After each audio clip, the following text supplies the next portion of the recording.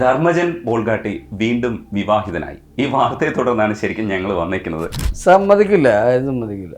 ഞാനാണെങ്കിൽ സമ്മതിക്കില്ല, അവളുടെ അച്ഛനും സമ്മതിക്കില്ല, എൻ്റെ അച്ഛനും സമ്മതിക്കില്ല എന്ന് പറഞ്ഞ പോലെയാണ്. പക്ഷെ അവൾ എൻ്റെ കൂടെ കട്ടക്ക് നിന്നു, ഞാൻ വിളിച്ചിട്ട് പോകും. അവർക്ക് ഇഷ്ടപ്പെട്ട ആൾക്കാരെ അവർക്ക് ചൂസ് ചെയ്യാം, നാളെ കല്യാണം കഴിക്കാം. 10ാം ക്ലാസ്സിലൊക്കെ ആയിട്ടുള്ളത് തന്നെ വിഷയമായിട്ട് ദൈവത്തോർത്ത്. ഞാനൊക്കെ ഈ 9th 10th പഠിക്കുമ്പോൾ എനിക്കൊക്കെ സ്നേഹബന്ധമൊക്കെ ഉണ്ടായിരുന്നു. അതേപോലെ ഒന്നും പിള്ളേർക്ക് ഇപ്പം ഇല്ല തൽക്കാലത്തൊക്കെ. വൈക മൈ ബോസിലെ ചായക്കടക്കാരൻ്റെ ഓർമ്മയുണ്ട? ഓ, ഇത്രയും വൃത്തിയായിട്ടൊരു ചായക്കടക്കാരൻ അല്ലേ?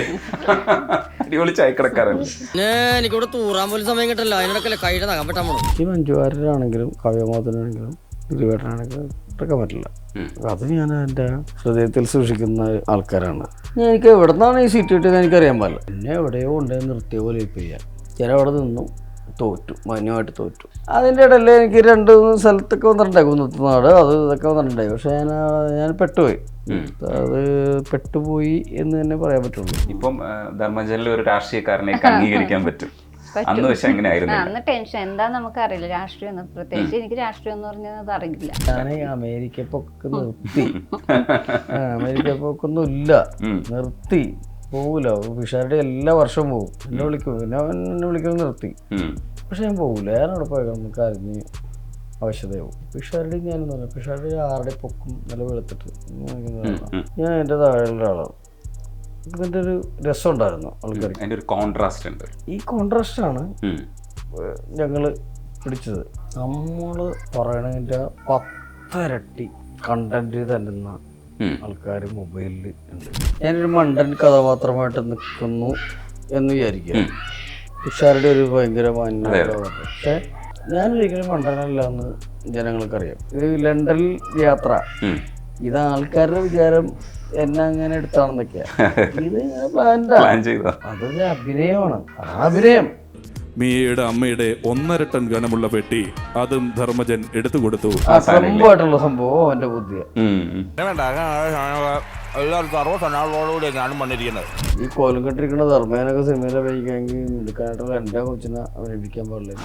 എൻ്റെ വീട്ടിൽ നിന്ന് ചായ കുടിച്ചിട്ട് എന്നോട് പറഞ്ഞ വാക്കവര്. എൻ്റെ നിലപാട് ആരായാലും അമ്മയുടെ തലപ്പത്തോ മലയാള സിനിമയുടെ തലപ്പത്തോ ഇനി ജയസീതാണെങ്കിലും ഞാൻ പറയും, എൻ്റെ നിലപാട് ഞാൻ പറയും. അതിൽ ഒരു മാറ്റം വരണമെന്നുണ്ടെങ്കിൽ എൻ്റെ അച്ഛൻ വേറെ ആയിരിക്കണം. സുരേഷ് ഗോപി എന്ന് പറഞ്ഞൊരു മനുഷ്യൻ BJP ആയിക്കോട്ടെ എന്തായിക്കോട്ടെ വിജയിച്ചത് BJPയുടെ വോട്ടുകൊണ്ടല്ല, നന്മേളം മനുഷ്യരുടെ വോട്ടുകൊണ്ട് ജയിച്ചതാണ്.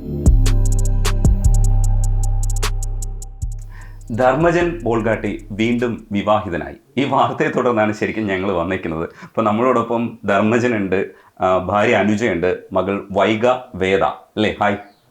നിങ്ങളാണ് ശരിക്കും ഇന്ന് ഉപ്പ് വിളമ്പിയതെന്നാണ് എല്ലാവരും കമന്റ് ചെയ്തിരിക്കുന്നത്. അച്ഛൻ്റെ കല്യാണത്തിന് ഉപ്പ് വിളമ്പാൻ പറ്റി അല്ലേ? അടിപൊളിയല്ലേ? ഹാപ്പി അല്ലേ? ശരിക്കും ഒരു പോസ്റ്റാണ് ഇന്ന് എല്ലാവരുടെയും അറ്റൻഷൻ കൊണ്ടുവന്നത്. എൻ്റെ ഭാര്യ വിവാഹിതയാകുന്നു, വരൻ ഞാൻ തന്നെ എന്നുള്ളതായിരുന്നു പോസ്റ്റിൽ.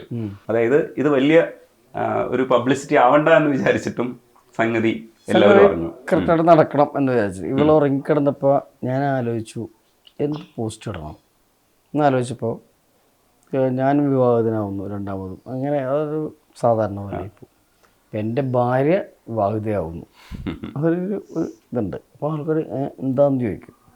വരൻ ഞാൻ തന്നെ എന്ന് പറയുന്നിടത്താണ് അതിൻ്റെ ഒരു നമ്മൾ കോമഡി എഴുതി പോകുന്നതിൻ്റെ പേരിൽ അതിൻ്റെ ഒരു നിങ്ങളെപ്പോലുള്ള ആൾക്കാർ രാവിലെ വരും എന്നുള്ളത് എനിക്ക് നല്ല ഉറപ്പായിരുന്നു. എന്തായാലും അന്വേഷിച്ചിരുന്ന ഉറപ്പായിരുന്നു. അപ്പോൾ ഇത് ഇറങ്ങുന്ന പിഷാരുടെയൊക്കെ പോരോട് നീ ഒന്ന് ദൈവത്തെ ഓർത്ത് മര്യാദക്ക് എന്തെങ്കിലും വിട്, നീ അവനെ തന്നെയാണ് കിട്ടിയത്, നിൻ്റെ ഭാര്യയാണ് അവളെന്ന് പറഞ്ഞിട്ടൊരു പോസ്റ്റ് ഇടുന്നൊക്കെ പറഞ്ഞു. ഞാൻ അതിലെല്ലാം ഉണ്ടല്ലോടാ, പിന്നെ തിരുന്നൊക്കെ ചോദിച്ചിട്ട് ഞാൻ പറഞ്ഞിട്ടുണ്ടായി. അപ്പോൾ ഒറ്റ പോസ്റ്റിൽ കഴിഞ്ഞു. എനിക്ക് തോന്നാതെ ഞാൻ ചെറിയ പോസ്റ്റ് ഇട്ടാൽ പോലും എനിക്ക് ഭയങ്കര ചീത്തയും തെരുവിലേക്കാണ് കിട്ടാറ്. ഞാൻ രാഷ്ട്രീയക്കാരനതിൻ്റെ പേരിലും അതിൻ്റെ പേരിലൊക്കെ കിട്ടാറുണ്ട്. ഇതിന് ഭയങ്കര പോസിറ്റീവ് ആയിട്ടുള്ള എല്ലാവിധ ആശംസകളും. നല്ലതായി, അതായി, ഇതങ്ങനെ. ഞാൻ 16 വർഷം മുമ്പ് ഇവൾ തട്ടിക്കൊണ്ട് വരുമ്പോൾ ഞാനൊരു ദേവസ്വം അമ്പലത്തിൽ വെച്ചിട്ട് കല്യാണം കഴിക്കുന്നു. ഞാൻ ദേവസ്വം അമ്പലത്തിലൊരു കമ്മിറ്റി അംഗം കൂടിയാണ്. അവിടെ വെച്ച് താലി കെട്ടുന്നു. ആ താലി കെട്ടൽ ഒരിക്കലും ലീഗലി രജിസ്റ്റർ ചെയ്തിട്ടുണ്ടായിരുന്നില്ല.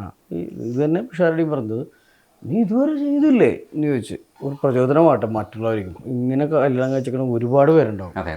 അപ്പോൾ അവർക്കൊരു പ്രചോദനം കൂടി ആകും. കാരണം ഇതൊരു ഗവൺമെൻറ് ലെവലിൽ ഒരു സർട്ടിഫിക്കറ്റ്, ഒരു മാരേജ് സർട്ടിഫിക്കറ്റ് എന്ന് പറഞ്ഞാൽ വലിയ വിലയുള്ളൊരു സർട്ടിഫിക്കറ്റാണ്.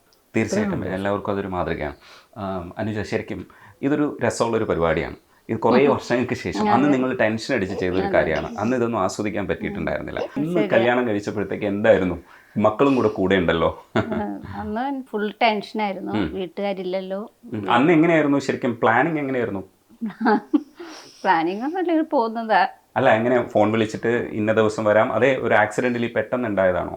പെട്ടെന്നല്ല, എന്നാലും ഇവരുടെ വീട്ടിലെല്ലാവരും ഭയങ്കര ഗവൺമെൻറ് സർവീസിൽ ജോലി ചെയ്യുന്ന ആൾക്കാരാണ്. അച്ഛൻ ഗസറ്റ് ഓഫീസറായിരുന്നു, ഞങ്ങൾ പോലീസിലാണ്, ഞങ്ങളുടെ ഭാര്യ ഹെൽത്ത് ഇൻസ്പെക്ടറാണ്, ഇവളുടെ ചേച്ചി ടീച്ചറാണ്, ചേച്ചിയുടെ ഭർത്താവ് എന്ന് പറഞ്ഞാൽ ഒരു അക്കൗണ്ടൻ്റാണ്. ഞാൻ മാത്രമാണ് മിമിക്രിക്കാരൻ. അപ്പോൾ അവർക്ക് ഒരിക്കലും അക്സെപ്റ്റ് ചെയ്യാൻ പറ്റില്ല, എന്നെ ഒരിക്കലും പറ്റില്ല. ഞാനാണെങ്കിലും ചെയ്യില്ല, എൻ്റെ മക്കളാണെങ്കിലും ചെയ്യില്ല. പക്ഷേ ഇവള് കട്ടക്ക് നിന്നും 2-3 ദിവസമൊക്കെ പോയി ചോദിച്ചു. പക്ഷേ അവരാരും സമ്മതിക്കില്ല, ആരും സമ്മതിക്കില്ല. ഞാനാണെങ്കിൽ സമ്മതിക്കില്ല, അവളുടെ അച്ഛനും സമ്മതിക്കില്ല, എൻ്റെ അച്ഛനും സമ്മതിക്കില്ല എന്ന് പറഞ്ഞ പോലെയാണ്. പക്ഷെ അവൾ എൻ്റെ കൂടെ കട്ടക്ക് നിന്നു. ഞാൻ വിളിച്ചിട്ട് വന്നു. അന്ന് ഒരു പ്ലാസ്റ്റിക് കവറിൽ ഇവളുടെ സർട്ടിഫിക്കറ്റൊക്കെ ആയിട്ട്, SLC ബുക്കും ഡിഗ്രി സർട്ടിഫിക്കറ്റൊക്കെ ആയിട്ട് റോഡിൽ വന്ന് നിന്നു. ഞാൻ എൻ്റെ കൂട്ടുകാരനും കൂടി വിളിച്ചിട്ട് വന്നു. നമ്മുടെ ഈ പറഞ്ഞ ക്ഷേത്രത്തിൽ വെച്ചിട്ട് നേരെ വീട്ടിൽ വന്നു. അത്ര ഉണ്ടായിരുന്ന സംഭവം. പക്ഷെ അത് കഴിഞ്ഞിട്ട് ഞങ്ങളോട് വലിയ അടുപ്പമൊന്നും ഉണ്ടായിരുന്നില്ല. അച്ഛനും ഞങ്ങൾക്കൊന്നും അടുപ്പമുണ്ടായിരുന്നെങ്കിലും ആദ്യത്തെ കുട്ടി ഇയാൾ വന്നപ്പോഴേക്കും അതൊക്കെ മാറി. പിന്നെ അവർ ഭയങ്കര ഹെൽപ്പായി. പിന്നെ ഞാനായ അവിടുത്തെ മെയിൻ ആള് എന്ന് പറഞ്ഞ പോലത്തെ ഞങ്ങളിനൊക്കെ ഭയങ്കര സ്നേഹമായി. അമ്മയ്ക്കും അച്ഛനൊക്കെ ഭയങ്കര സ്നേഹമായി. അതൊരു എന്താണ് ഏതാണ് ഇവരെങ്ങനെയാണ് എന്നൊക്കെ അറിയാനൊരു താമസം ഉണ്ടാവുമല്ലോ. ഞാൻ എപ്പോഴും അങ്ങനെ തന്നെയാണ്, ഇപ്പോഴും ഇങ്ങനെ തന്നെയാണ്. ഞാൻ അവരെ വിളിച്ച വിളി അങ്ങനെ തന്നെയാണ്. ഞങ്ങൾ അകന്ന ബന്ധുക്കളും കൂടിയാണ്. ഞാൻ ചിറ്റപ്പ എന്നാണ് വിളിച്ചിരുന്നത് വിളിച്ചനെ. ചിറ്റയെന്നാണ് അവളുടെ അമ്മനെ ഇപ്പോൾ വിളിക്കുന്നത്. അതിപ്പോഴും അങ്ങനെ തന്നെ വിളിക്കുന്നത്. വൈക, ഇന്നിപ്പോ എന്തായാലും കഥ ചോദിച്ചിട്ടുണ്ടോ? അത് നേരത്തെ തന്നെ കഥ അറിയാമായിരുന്നു? ഈ 16 വർഷങ്ങൾക്ക് മുമ്പുള്ള കഥ പറഞ്ഞു തന്നോ? അവിടുന്ന് ഇവിടുന്നൊക്കെ ചെറുതായിട്ട് കേട്ടു. പിന്നെ ഇല്ല, ഫുള്ള് കഥ അറിയാം. ഫുള്ള് പറഞ്ഞു തന്നു. എങ്ങനെയാണ് അമ്മ വന്നത് എന്നൊക്കെ പറഞ്ഞു തന്നോ? ഞങ്ങൾക്കൊരു ചോദിക്കാൻ ഒരു ഇഷ്ടമാണ്. അവരിങ്ങനെ ലവ് മാരേജ് എങ്ങനെയായിരുന്നു എന്നൊക്കെ അവര് പറഞ്ഞു തരും. അപ്പൊ മുന്നേ അറിയാം. ഫ്രീഡം ഉണ്ട് നമുക്ക്. നമ്മുടെ പിള്ളേർക്ക് നമ്മളൊരു ഫ്രീഡം കൊടുത്തിട്ടുണ്ട്. എന്തുണ്ടെങ്കിലും പറയണം. മറ്റേ നാളെ 2 പെൺമക്കളാണ്. നാളെ അവർ സ്നേഹിച്ച് പോകാൻ കഴിച്ച് പോയാൽ ഞാനതിനെ കുറ്റം പറയുന്ന ആളല്ല, ഇവളും ആളല്ല. ഞങ്ങളങ്ങനെ പോകുന്നവരാണ്. അപ്പോൾ അവർ എന്താണ് ഏതാണെന്ന് നമ്മൾ പറഞ്ഞാൽ മതി. അപ്പോൾ നമ്മൾ കറക്റ്റാണോ ഇല്ലേ എന്നൊക്കെ നോക്കിയിട്ട് അത് വേണോ എന്നൊക്കെ ചോദിച്ചിട്ടുള്ള സംഭവം മാത്രമേ ഉള്ളൂ. ഒരു കറക്ഷൻ, അത് മാത്രമേ ഉള്ളൂ. അല്ലാണ്ട് ഞാൻ പിള്ളേരെ കുറ്റം പറയുന്നില്ല. അവർക്ക് ഇഷ്ടപ്പെട്ട ആൾക്കാരെ അവർക്ക് ചൂസ് ചെയ്യാം. നാളെ കല്യാണം കഴിക്കാം. 10ാം ക്ലാസ്സിലൊക്കെ ആയിട്ടുള്ളൂ. ഇപ്പം തന്നെ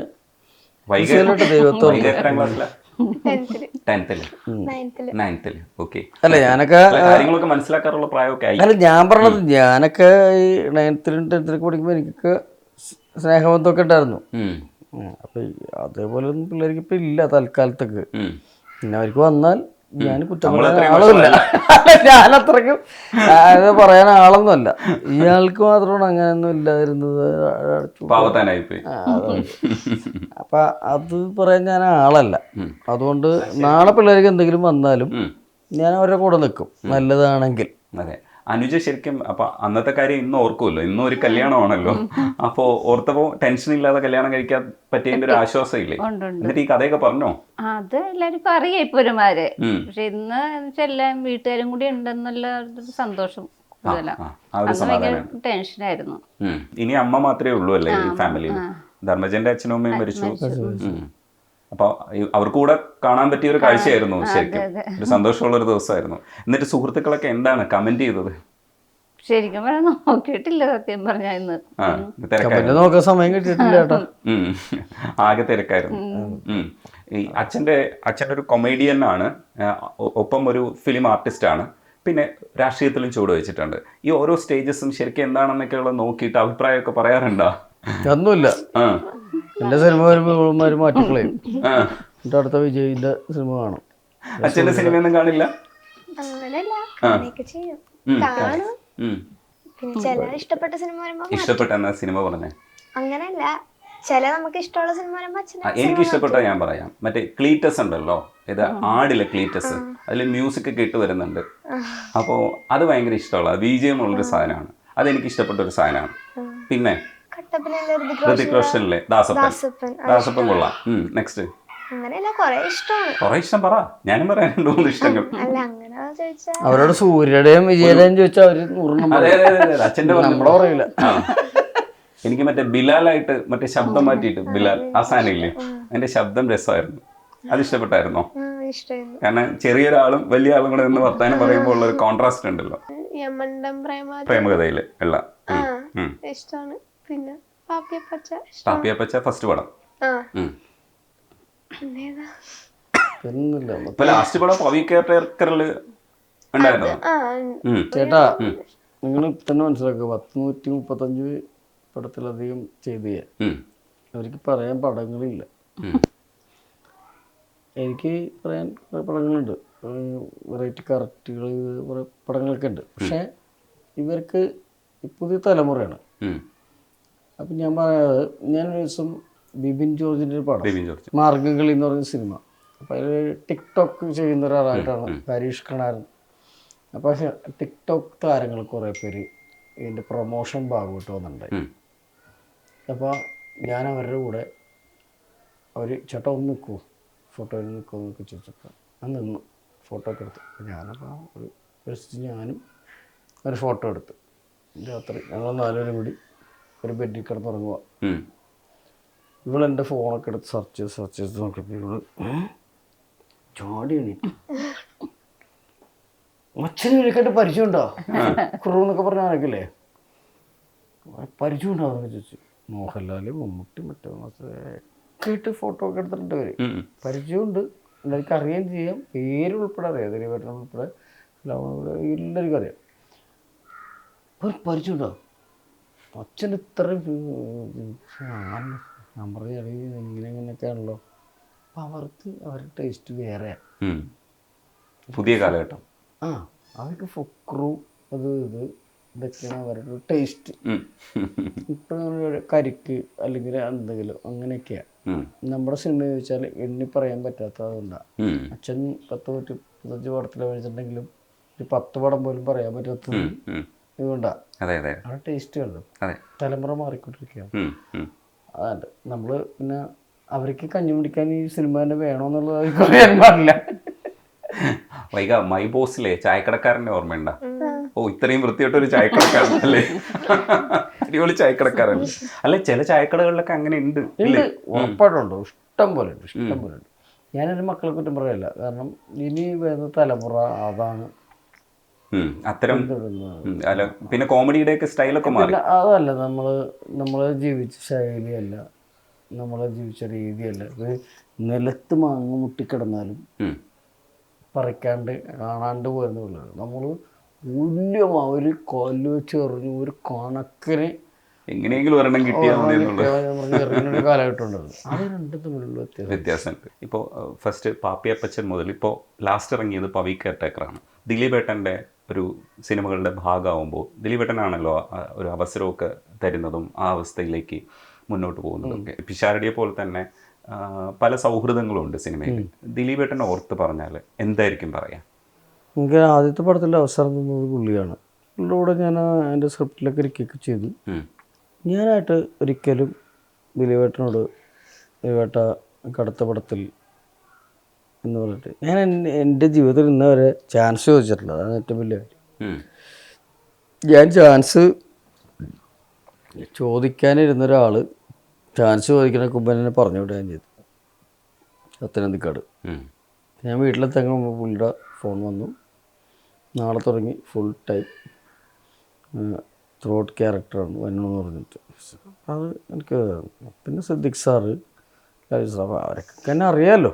ഞാൻ അവരോടൊക്കെ ചോദിക്കണതല്ല, അവർക്ക് ഉണ്ടെങ്കിൽ വിളിക്കട്ടെ എന്നുള്ളത്. ദിലീപേട്ടനുള്ള സൗഹൃദം എന്ന് പറഞ്ഞാൽ അത് സൗഹൃദം എന്നതിൻ്റെ അപ്പുറത്തേക്ക് എനിക്കൊരു ജീവിതം നിന്നൊരാളെ പോലെ ഞാൻ കാണണം. അത് പറയുമ്പോൾ എനിക്ക് വൈകാരികമായിട്ട് ആരെങ്കിലും എന്തെന്ന് പറഞ്ഞാലും എൻ്റെ പലപ്പോഴും എൻ്റെ ക്യാമറ ബോക്സിലൊക്കെ തെറിയൊക്കെ പറയുമെങ്കിലും എനിക്ക് അദ്ദേഹം വലിയ ആളാണ്. അത് അദ്ദേഹത്തിൻ്റെ പെരുമാറ്റം, അദ്ദേഹത്തിൻ്റെ വീട്ടിൽ നിന്ന് ചോറും ഒക്കെ ഞാൻ മറക്കാൻ പാടില്ലല്ലോ. ഇവിടെ വന്നിട്ടുണ്ട്. ഈ വീട് താമസത്തിന് ഞാൻ ആകെ 2 സിനിമാ താരങ്ങളെ വിളിച്ചുള്ളൂ. ഒന്ന് കലാഭവൻ, ദിലീപ്, രണ്ടുപേരും വന്നു. അതേതോ അത് എനിക്കത് മറക്കാൻ പറ്റുന്നില്ല. എനിക്ക് മഞ്ജു വാര്യരാണെങ്കിലും കാവ്യമോഹനാണെങ്കിലും ദിലീപേട്ടനാണെങ്കിലും മറക്കാൻ പറ്റില്ല. അത് ഞാൻ എൻ്റെ ഹൃദയത്തിൽ സൂക്ഷിക്കുന്ന ആൾക്കാരാണ്.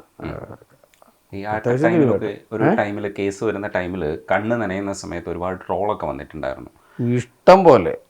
ഞാനൊരു നിയമസഭാ തെരഞ്ഞെടുപ്പ് സ്ഥാനാർത്ഥിയായിരുന്നല്ലോ. എന്തോരം ട്രോൾ വന്നിരിക്കണം അന്നൊക്കെ. ദിലീപേട്ടൻ്റെ അങ്ങനെയാണ് ഇങ്ങനെയാണ് മറ്റാണ് മറിച്ചാന്നൊക്കെ പറഞ്ഞത് അത് മൈൻഡ് ചെയ്യാൻ പോയി. ഞാൻ അല്ലെങ്കിലും മൈൻഡ് ചെയ്യാറില്ല, അല്ലെങ്കിലേ ഒന്നും മൈൻഡ് ചെയ്യാറില്ല. ഈ ട്രോളൊന്നും ഞാൻ മൈൻഡ് ചെയ്യാറില്ലാത്ത ഒരാളാണ്. എനിക്ക് അതിൻ്റെ ഒരു വിഷയമേ ഇല്ല. എൻ്റെ ഒരു നിലപാടും എൻ്റെ ഒരു സ്റ്റാൻഡും ഞാൻ എന്നും കാത്തു സൂക്ഷിക്കാറും പിടിക്കാറുമുണ്ട്. എനിക്കതൊന്നും ഞാൻ ആർക്കും പണയം വെച്ചിട്ടില്ല. അത് കുടുംബത്തിലാണെങ്കിലും ഭാര്യക്കാണെങ്കിലും ആർക്കാണെങ്കിലും പണയം വെച്ചിട്ടില്ല.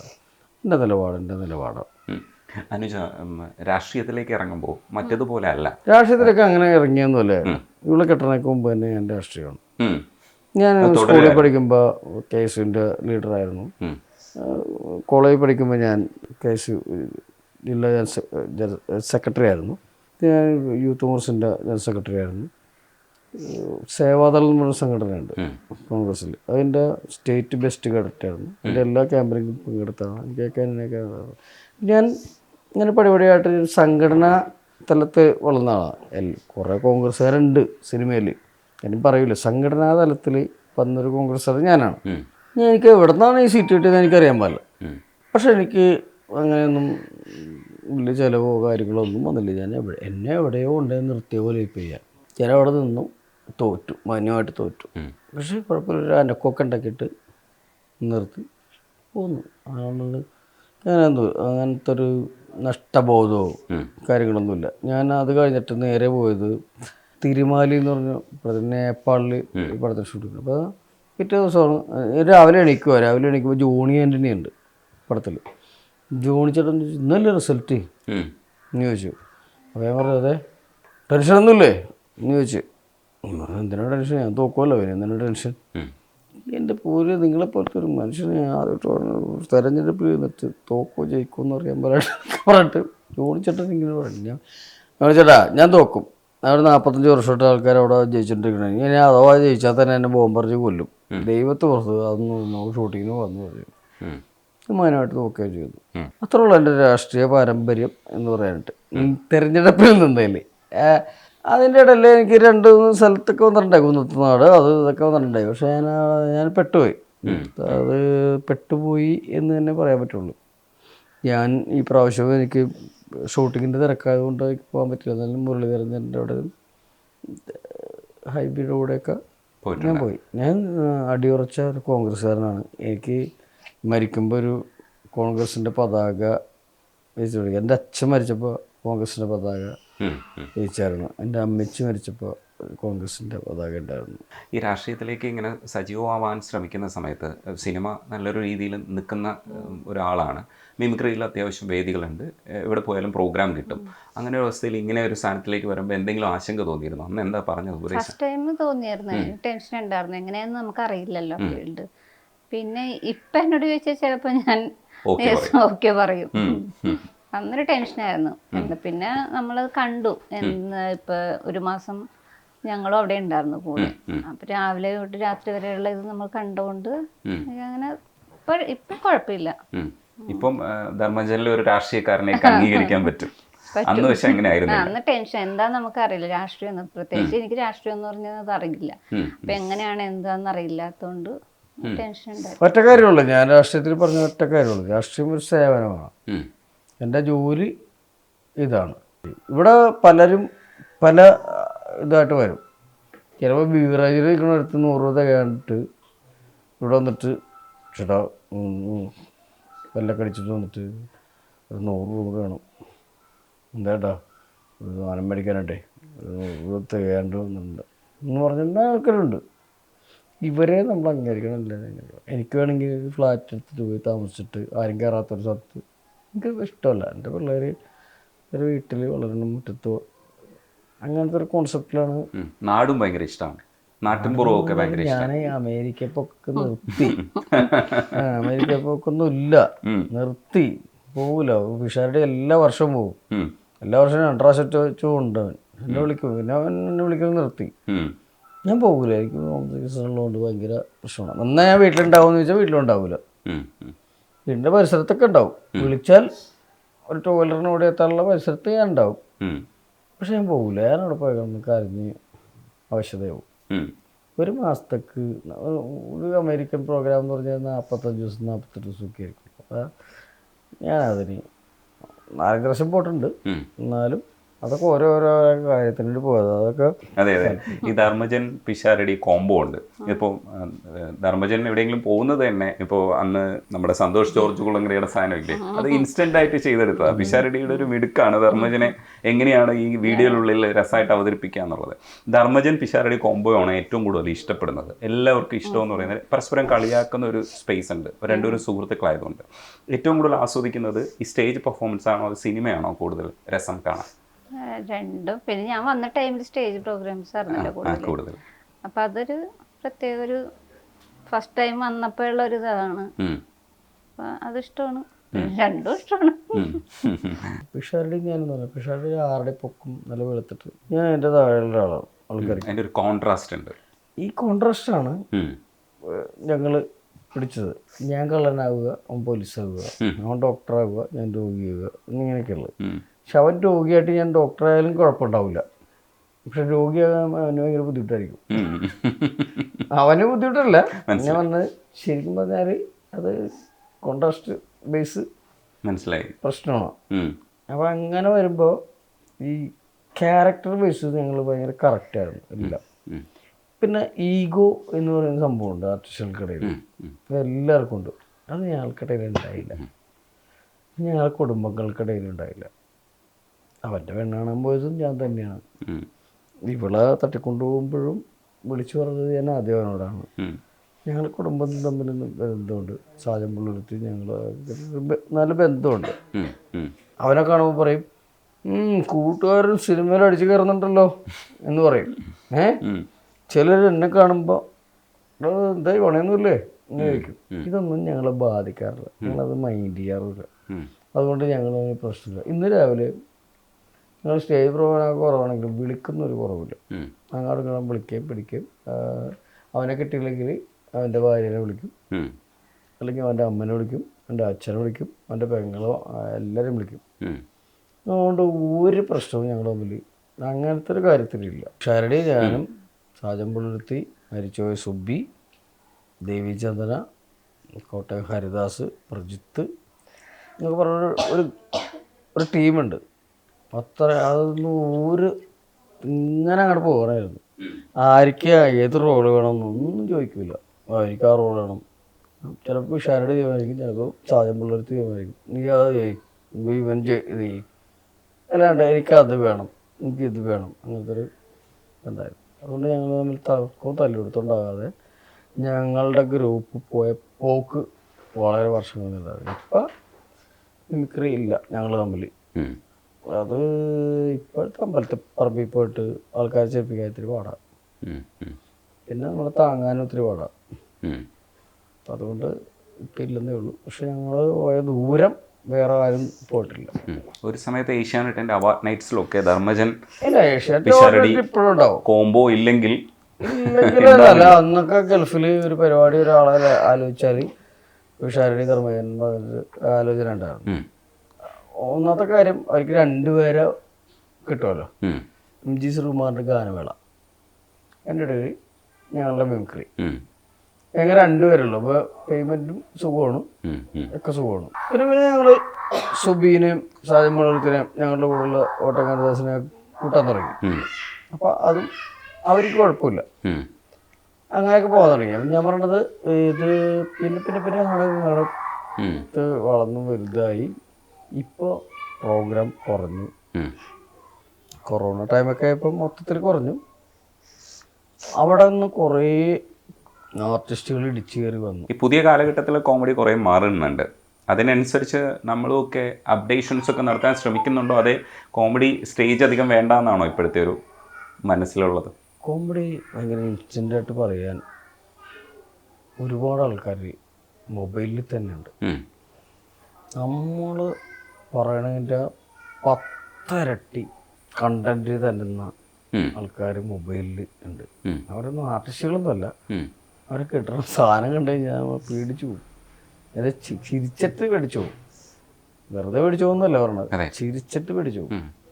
ഇത്ര ആൾക്കാർ ഇവിടെ ഒളിഞ്ഞു നിൽക്കണമെന്നുള്ള അപ്പം അവനെ കണ്ടുപിടിച്ചിട്ട് അവനെ കൊണ്ട് സ്ക്രിപ്റ്റ് എഴുതിപ്പിക്കാമെന്നാണ് നമ്മുടെ വിചാരം. പക്ഷെ അവനൊരു സ്ക്രിപ്റ്റ് എഴുതാൻ പറഞ്ഞാൽ അത് പറ്റില്ല. ഞാൻ ഇങ്ങനെ പരീക്ഷിച്ചിട്ടുണ്ട്. ഇത്രയും ഭയങ്കര സാധനം ഇട്ട ഒരുത്തനെ കൊണ്ട് ഒരു സ്ക്രിപ്റ്റ് എഴുതിക്കാന്ന് പറഞ്ഞാൽ പേജും ഒരു 4 ഷീറ്റ് പേപ്പറും ഒരു പേനയും കൊടുത്തിട്ട് അവൻ്റെ മൊബൈലും ഇങ്ങനെ മേടിച്ചെടുത്തിട്ട് ഒരു റൂമിൽ അടച്ചിട്ട് രാവിലെ ഒരു സ്ക്രിപ്റ്റ് എഴുതിത്തരാൻ പറഞ്ഞാൽ പറ്റില്ല. അതും ഘടകമാണ്. ഞാൻ 3 മെഗാ സൈറ്റിൽ എഴുതിയിട്ടുള്ളതാണ്, ഒരുപാട് മെഗാ ഷോകൾ എഴുതിയിട്ടുള്ളതാണ്, ഒരുപാട് സിനിമയില 8 വർഷം എഴുതിയിട്ടും അഭിനയിച്ചിട്ടൊക്കെയുള്ളതാണ്. ഞാൻ പറഞ്ഞത് ഈ തുണ്ട് കാര്യങ്ങൾ ഭയങ്കര രസമായിട്ട് അവതരിപ്പിക്കാൻ പറ്റും. ഞാനിട്ട ഇത് വരെ അങ്ങനെയൊക്കെ ഇടാനിലേക്ക് പറ്റും. ഒരു സാധനം ഒരു അരമണിക്കൂർ സ്ക്രിപ്റ്റാക്കിയിട്ട് ഒരാൾക്ക് തരാൻ പറ്റുമെങ്കിൽ അവൻ നല്ല റൈറ്ററാണ്. ഒരു കോമഡി സ്ക്രിപ്റ്റ്, കാരണം ആൾക്കാരെ ചിരിപ്പിക്കുക നിസ്സാര കാര്യമല്ല അമ്പലപ്പുറത്ത്. അതുകൊണ്ടാണ് ഞങ്ങൾ ഒരുമിച്ചുള്ള സ്റ്റേജ് ഷോയില്ലാത്തത്. ഇന്ന് പക്ഷേ പിഷാരടി ധർമ്മജൻ കോംബോയിൽ പിഷാരടി പറയുന്ന ഓരോ സാധനങ്ങൾക്കും ധർമ്മജന് ഈഗോ ഇല്ലാതെ, അപ്പോൾ ചിലപ്പോൾ സ്പോട്ടായിരിക്കും, ചില കാര്യങ്ങളൊക്കെ സ്പോട്ടിൽ വരും, പക്ഷേ ഈഗോ ഒരിടത്തും കാണിച്ചിട്ടില്ല. അങ്ങനെ തന്നെ അത് മാനേജ് ചെയ്ത് പോയിട്ടുണ്ടായിരുന്നു. അതൊരു നിങ്ങളുടെ ഒരു വിജയവും കൂടെ ആയിരുന്നില്ലേ, ആ ഒരു പരസ്പരമുള്ള വാങ്ങൽ കൊടുക്കൽ? ഞാനൊരു മണ്ടൻ കഥാപാത്രമായിട്ട് നിൽക്കുന്നു എന്ന് വിചാരിക്കുക. പിഷാരടി ഒരു ഭയങ്കര മാന്യത. പക്ഷേ ഞാനൊരിക്കലും മണ്ടനല്ല എന്ന് ജനങ്ങൾക്കറിയാം. ഞാനൊരിക്കലും ഒരു മണ്ടനാണെങ്കിൽ ഒരു നാഷണൽ പാർട്ടി വിളിച്ചിട്ട് സ്ഥാനാർത്ഥിയായിട്ട് നിർത്തുമല്ലോ. അപ്പോൾ അതുകൊണ്ട് ഞാനൊരു മണ്ടനല്ല എന്ന് അവനും അറിയാം, ജനങ്ങൾക്കും അറിയാം, പറയുന്ന കാര്യങ്ങളും അറിയാം. അവനോടൊരു ദിവസം മമ്മൂക്കനോട് അവനെന്തോ സംസാരിച്ചിട്ടുണ്ടെന്നപ്പോൾ അവൻ മമ്മൂക്കനോട് പറഞ്ഞു, ഇത് ചില ആൾക്കാർക്ക് ചില ലൈസൻസൊക്കെ കൊടുക്കും, അങ്ങനെയാണ് ഇങ്ങനെയാണ്, ഇത് ധർമ്മേനെ റിമോട്ട് ഒപ്പിക്കും എന്നൊക്കെ പറഞ്ഞപ്പോൾ നമുക്ക് പറഞ്ഞു, പിള്ളേരെ എന്നെ ഇൻ്റർവ്യൂ ഉണ്ടോ, നല്ല വയനുള്ളതാണ്, 2 ഇൻ്റർവ്യൂ കണ്ടു നോക്ക് എന്നൊക്കെ പറഞ്ഞിട്ട് പിന്നെ ചൂടായി. അവനപ്പോൾ തന്നെ എന്നെ വിളിച്ചു. ഞാൻ മമ്മൂക്കനോട് ഇങ്ങനെ പറഞ്ഞപ്പോൾ തന്നെ മമ്മൂക്കൻ്റെ ചൂടായി വിളിച്ചു. നിനക്കെന്ത് കാര്യങ്ങൾ അവൻ അങ്ങനെയാണ്. ഞങ്ങളുടെ സൗഹൃദം പോലും അങ്ങനെ തന്നെയാണ്. ഇത് ലണ്ടനിൽ യാത്ര, ഇത് ആൾക്കാരുടെ വിചാരം എന്നെ അങ്ങനെ എടുത്താണെന്നൊക്കെയാ. ഇത് ഇവിടുന്ന് 2 സ്ക്രിപ്റ്റ് ഉണ്ട്, 3ാമത് സ്ക്രിപ്റ്റും കൂടി വേണമെന്ന് പറഞ്ഞപ്പോൾ ഇവനാകെ ഇതാണേ, എന്ത് ചെയ്യും, 3ാമത്തെ സ്ക്രിപ്റ്റ് ഒപ്പിക്കാനായിട്ട് എന്ത് ചെയ്യുന്നു ആലോചിച്ചപ്പോൾ ഉണ്ടാക്കിയെടുത്തൊരു ഐഡിയ ആണ്, ഞങ്ങൾ ഉണ്ടാക്കിയെടുത്തൊരു ഐഡിയ ആണ്. അപ്പം ഞാൻ അവിടെ നിന്ന് പോകുന്നു, ചാടുന്നു, മീടെ വെട്ടിയെടുക്കുന്നു, അതെടുക്കുന്നു, ഇതൊക്കെ നിങ്ങൾ ഐഡിയപരമായിട്ട് ഞങ്ങൾ ഉണ്ടാക്കിയെടുത്താ. അതൊരു അഭിനയമാണ്, അഭിനയം. ആ പോയ 3 സ്കിറ്റിൽ ഏറ്റവും ഹിറ്റായ സ്കിറ്റ് അതാണ് ബ്രില്യൻസ്. അതാണ്, അത് അവന്റെ ബുദ്ധി കേട്ടോ, ഒരിക്കലും എന്റെ ബുദ്ധി. അതേപോലെ ട്രംപായിട്ടുള്ള സംഭവം അവന്റെ ബുദ്ധിയാണ്. പരിപാടി വിജയിപ്പിക്കുക എന്നുള്ളതാണ്. അതേപോലെ ഒരു കാര്യം കൂടെ ഉള്ളത്, സൗഹൃദങ്ങളുടെ കാര്യം പറയാം. മണിച്ചേട്ടൻ ഒരു ഇൻസ്പിറേഷനാണ്. മലയാള സിനിമയിൽ അങ്ങനെ ഒരാളിനെ നമ്മൾ അതുവരെ കണ്ടിട്ടുണ്ടായിരുന്നില്ല. അത്തരം ഒരു അവസ്ഥയിൽ വന്നിട്ട് നായക പദവിയിലേക്ക് എത്തുക, അതൊരു ഇൻസ്പിറേഷൻ ആയിട്ടില്ലേ ഒരു കാലഘട്ടത്തിൽ? അത് ഭയങ്കര ഇൻസ്പിറേഷനായിരുന്നു എല്ലാവർക്കും, എനിക്ക് മാത്രമല്ല കേട്ടോ. കാരണം നമ്മളൊക്കെ ഇങ്ങനെയൊക്കെയുള്ള ആൾക്കാർ, എൻ്റെ ചേട്ടൻ്റെ കൂട്ടുകാരൻ്റെ അമ്മ അവരുടെ ചെറുമകനായിട്ട് എൻ്റെ വീട്ടിൽ വരിക. അങ്ങനെ കാണാൻ നല്ല ചുള്ളനായിട്ടൊരു പയ്യനാണ്, നല്ല സുന്ദരനായിട്ടുള്ള പയ്യനാണ്. മോനെ ഇവനെ ഒന്ന് സിനിമയിൽ അഭിനയിപ്പിക്കണം. ഞാൻ പറഞ്ഞ അങ്ങനെ പറഞ്ഞു കഴിഞ്ഞാൽ സിനിമയിൽ പെട്ടെന്ന് അഭിനയിപ്പിക്കാന്ന് പറഞ്ഞാൽ കുറേ പ്രോസസ്സൊക്കെ ഉണ്ട്. കഥ വേണം, അത് വേണം, അത് അഭിനയിക്കാനായിട്ടുള്ള സാഹചര്യം വേണം, അങ്ങനെ ഇങ്ങനെയൊക്കെ ഉണ്ടെന്ന് പറഞ്ഞിട്ട് ഇവർക്ക് അങ്ങോട്ട് ബോധ്യപ്പെടുന്നില്ല. ഞാൻ പറഞ്ഞിട്ട് ഞാനത് ഒഴിവാക്കാൻ ശ്രമിക്കുന്ന പോലെയാണ് ഇവർ. അവിടെ നിന്ന് നോക്കട്ടെ എന്നൊക്കെ പറഞ്ഞപ്പോൾ ഇവർ എടുത്താൻ വായിക്ക് പറഞ്ഞാൽ എന്താ പറയുമോ, ഈ കോലം കെട്ടിരിക്കുന്ന ധർമ്മേനൊക്കെ സിനിമയിൽ അഭിനയിക്കാമെങ്കിൽ എടുക്കാനായിട്ടുള്ള എൻ്റെ കൊച്ചിനെ അഭിനയിപ്പിക്കാൻ പാടില്ല എന്ന് ചോദിച്ചു. എൻ്റെ വീട്ടിൽ നിന്ന് ചായ കുടിച്ചിട്ട് എന്നോട് പറഞ്ഞ വാക്കാ വരിക. ഞാൻ എന്ത് പറയാനായിട്ട് അവരോട്? അങ്ങനത്തെ ആൾക്കാരുണ്ട്. മണിച്ചേട്ടനെ കുറിച്ച് ചോദിച്ചു. മണിച്ചേട്ടനെ കുറിച്ച് ചോദിച്ചു കഴിഞ്ഞാൽ ആദ്യത്തെ അമേരിക്കൻ ട്രിപ്പ് ഒരു ബെഡിലാണ് കിടക്കണത്. ഞങ്ങള് മണിച്ചേട്ടൻ ഞങ്ങൾ വിളിച്ച് കിടക്കുന്നത്. അപ്പുറത്തെ ബെഡിൽ ഷാജോൺ. മണിച്ചേട്ടൻ്റെ റൂം ഏതാന്ന്, മണിച്ചേട്ടൻ്റെ റൂമുണ്ട് വേറെ. മണിച്ചേട്ടൻ്റെ റൂം ഏതാന്ന് എനിക്കും അറിയാൻ പാടില്ല, ഷാജോനും അറിയാൻ പാടില്ല, ആർക്കും അറിയാൻ പാടില്ല. പുള്ളി രാവിലെ കണ്ടും പോയി കുളിച്ചിട്ടൊക്കെ വരും, അങ്ങനെയൊക്കെ വരുള്ളൂ. പുള്ളി എൻ്റെ കൂടെ പിടിച്ച് കിടക്കുന്നത്. അതെവിടെ പോയാലും ഏത് ഓസ്ട്രേലിയയിൽ പോയിട്ടും ഗൾഫിൽ പോയിട്ടും അങ്ങനെയൊക്കെ തന്നെയായിരുന്നു. മണിച്ചേട്ടൻ നല്ല മനുഷ്യനാണ്. മണിച്ചേട്ടൻ തിരഞ്ഞെടുത്ത ഒരു കാര്യങ്ങളുണ്ട്, അതിനെപ്പറ്റി ഞാൻ പറഞ്ഞത് തെറ്റായി പോകും. അതുകൊണ്ടാണ് ഞാൻ പറഞ്ഞത്. മണിച്ചേട്ടൻ്റെ മോളുടെ വിദ്യാഭ്യാസം മണിച്ചേട്ടൻ കിടക്കുമ്പോഴൊക്കെ ഇങ്ങനെ പറയുമല്ലോ, മോളുടെ വിദ്യാഭ്യാസം അവളെ ഇങ്ങനെ ആക്കണം, ഡോക്ടറാക്കണം, അങ്ങനെയൊക്കെ. അതൊക്കെ പുള്ളിയുടെ ഭയങ്കര ആവശ്യമാണ്. ഞാൻ ഇവിടുന്ന് പോകുമ്പോൾ തന്നെ എൻ്റെ അടുത്ത് കുറേ കാശ് തരിക, പുള്ളിയുടെ പോക്കറ്റിൽ കുറേ കാശ് ഇടുക. ഇതൊന്നും എത്ര രൂപ ഉണ്ടെന്ന് പോലും അറിയാൻ പാടില്ല. ഡോളറൊക്കെ ആക്കിയിട്ടെ, അമേരിക്കയിലൊക്കെ പോകണല്ലേ, തരും, കെട്ടിപ്പിടിച്ചടക്കും. ഭയങ്കര സ്നേഹവും കാര്യങ്ങളൊക്കെ ഉള്ളതായിരുന്നു. ഞാൻ ഈ വീട്, നമ്മൾ ഈ ഷൂട്ട് ചെയ്യുന്ന ഈ വീട് താമസത്തിന് 2 നടന്മാരെ വിളിച്ചുള്ളൂ.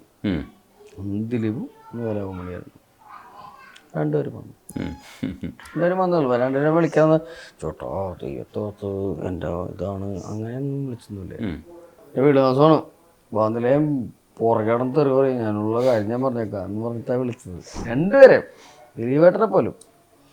2 പേരും വന്നു. അതല്ലാണ്ട് ഞാൻ വീട്ടോ മന്നോട്ടോ അങ്ങനെ കാല് പിടിച്ചോ അങ്ങനെയൊന്നും പറയുന്നില്ല. അവർ എന്നോട് ഭയങ്കര അടുപ്പവും സ്നേഹമൊക്കെ ഉള്ള ആൾക്കാരായതുകൊണ്ട് അവർ എൻ്റെ മനസ്സറിഞ്ഞ് വന്ന 2 ആൾക്കാരാണ്. പക്ഷേ ഈ രാഷ്ട്രീയത്തിലേക്ക് പോയപ്പോൾ കുറേ പേരൊക്കെ ഈ സിനിമയിൽ നിൽക്കുന്നവർക്ക് പൊതുവിൽ രാഷ്ട്രീയം പറയാറില്ലല്ലോ. അപ്പോൾ ധർമ്മജന്റെ രാഷ്ട്രീയം വെളിവാക്കിയപ്പോൾ കുറേ പേർക്ക് വിരോധം ഉണ്ടായി. ഞാൻ പറഞ്ഞില്ലേ, ഞാൻ മരിക്കുമ്പോൾ എനിക്കൊരു കോൺഗ്രസിന്റെ പതാക പതിച്ച് കിടക്കണമെന്നാണ് എൻ്റെ ആഗ്രഹം എന്ന് പറഞ്ഞില്ലേ.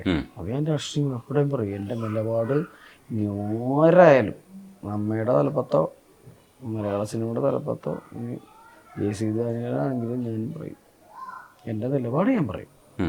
അതിൽ ഒരു മാറ്റം വന്നെന്നുണ്ടെങ്കിൽ എൻ്റെ അച്ഛൻ വേറെ ആയിരിക്കണം. പക്ഷേ സൗഹൃദങ്ങൾ ബാധിക്കില്ലേ? അത് സൗഹൃദങ്ങൾ ബാധിക്കേണ്ട സംഭവം വരുമെന്ന് എനിക്കറിയാൻ പാടില്ല, അതവർക്ക് അറിയാൻ പാടില്ല. ഞാൻ സൗഹൃദങ്ങളിപ്പോൾ ഞാൻ പറയട്ടെ, ഇപ്പോൾ ഷാരുടെ ഒരു ഈ അടുത്ത കാലത്താണ് അവൻ കോൺഗ്രസിലേക്ക് വന്നത്. ഞാനൊരു കൂട്ടുകാരൻ്റെ കാര്യം അന്വേഷിച്ച് വിളിച്ചു കഴിഞ്ഞാൽ അപ്പം തന്നെ എനിക്ക് പിഷാരടി വിളിച്ചിട്ടുണ്ടായി എന്ന് പറയും. ഒരു 2 മിനിറ്റ് മുമ്പ് അവൻ വിളിച്ചിട്ടുണ്ടാവും. അതാണ് സ്നേഹം, അതാണ് നന്മ, അതാണ് രാഷ്ട്രീയവും, അതാണ് സാമൂഹ്യ സേവനവും. അല്ലാണ്ട് വെറുതെ അങ്ങോട്ട് ചെയ്തിട്ടല്ല. സുരേഷ് ഗോപി എന്ന് പറഞ്ഞൊരു മനുഷ്യൻ BJP ആയിക്കോട്ടെ എന്തായിക്കോട്ടെ വിജയിച്ചത് BJPയുടെ വോട്ടുകൊണ്ടൊന്നുമില്ല, നന്മയുള്ള മനുഷ്യരുടെ വോട്ടുകൊണ്ട് ജയിച്ചതാണ്. അപ്പം അത് അവിടെ തോറ്റത് ഞാൻ പോയി പ്രവർത്തിച്ച കെ മുരളീധരൻ്റെ ഒക്കെ ഉള്ള ആൾക്കാരെ തോറ്റത്. അപ്പം ഞാനതിലെ കാണുന്നൊരു കാര്യം, ഒരു നന്മയുള്ള മനുഷ്യൻ ജയിക്കട്ടെ. കെ മുരളീധരനൊക്കെ ഇനി എവിടെ നിന്നാലും ജയിക്കും. ഒരുപാട് സാധനങ്ങൾ ഇനിയും വേറെ കിട്ടും, ഒക്കെ കിട്ടും. ഞാൻ പറഞ്ഞത് ഉഷാരുടെയൊക്കെ ഒരു സാധനം കിട്ടും.